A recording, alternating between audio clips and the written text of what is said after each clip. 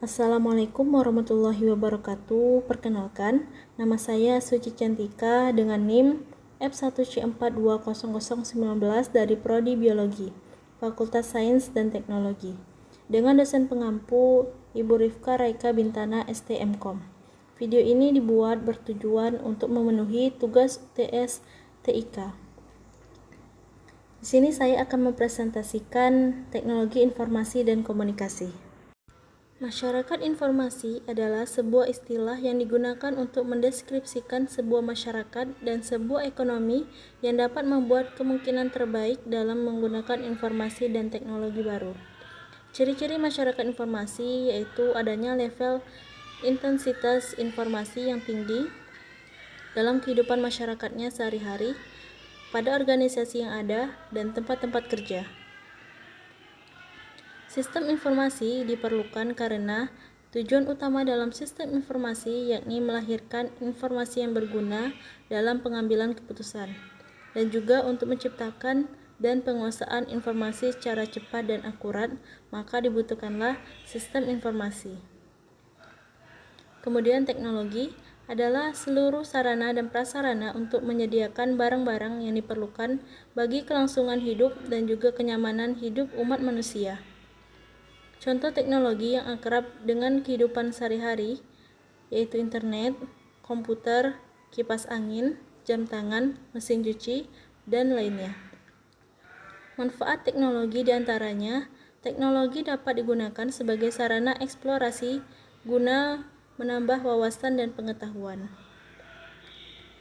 Teknologi informasi adalah fasilitas-fasilitas yang terdiri dari perangkat keras atau hardware dan perangkat lunak seperti software dalam mendukung dan meningkatkan kualitas informasi untuk setiap lapisan masyarakat secara cepat dan berkualitas. Dan tujuan teknologi informasi adalah untuk memecahkan suatu masalah, membuka kreativitas, meningkatkan efektivitas dan efisiensi dalam aktivitas manusia. Selanjutnya, komponen teknologi informasi. Dalam aktivitas teknologi informasi terdapat 5 komponen utama di dalamnya, yaitu yang pertama, perangkat keras atau hardware. Hardware terdiri dari prosesor, memory card, peripheral, input atau output device, dan kabel data. Yang kedua, perangkat lunak atau yang disebut software. Software sistem informasi diantaranya Windows, Linux, Unix. Sedangkan software aplikasi diantaranya Microsoft Office, Photoshop, CorelDRAW, dan AutoCAD.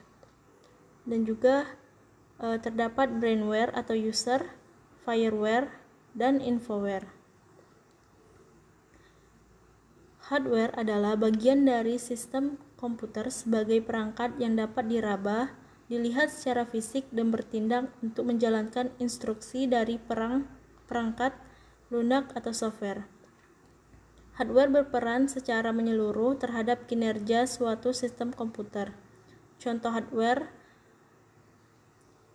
ada piranti masukan mencakup keyboard, mouse, scanner, kamera digital, dan mic. Piranti keluaran mencakup hard copy, soft copy, printer, driver, monitor, dan infocus. Selanjutnya, software atau perangkat lunak adalah data yang disimpan pada media penyimpanan permanen seperti hard disk, disket, CD. Perangkat lunak ini dibuat untuk menjalankan perangkat keras komputer sehingga dapat berjalan sesuai fungsi yang diinginkan. Contoh software. Yang pertama ada Mozilla Firefox, adalah web browser atau peramban web yang dapat digunakan di beberapa sistem operasi dan memiliki sifat open source. Yang kedua, Microsoft Office. Dapat digunakan juga di dunia formal seperti lembaga pendidikan dan lembaga kedinasan karena memudahkan penggunanya dalam memproses pengolahan data dalam bidang yang difokuskan. Yang terakhir, SMADAV adalah perangkat lunak antivirus yang ditujukan untuk mengatasi varian virus komputer lokal maupun internasional yang menyebar di Indonesia. Kemudian sistem informasi merupakan sebuah penghubung antara pengguna dari komputer dengan perangkat keras komputer.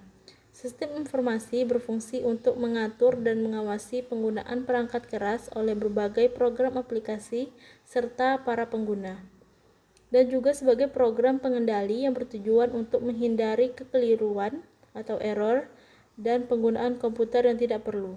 Sistem operasi memiliki 3 tujuan dasar. Yang pertama, efisiensi. Sistem operasi memungkinkan sumber daya sistem komputer untuk digunakan dengan secara efisien. Yang kedua, kemudahan. Sistem operasi membuat komputer lebih mudah dipakai. Yang ketiga, kemampuan berevolusi.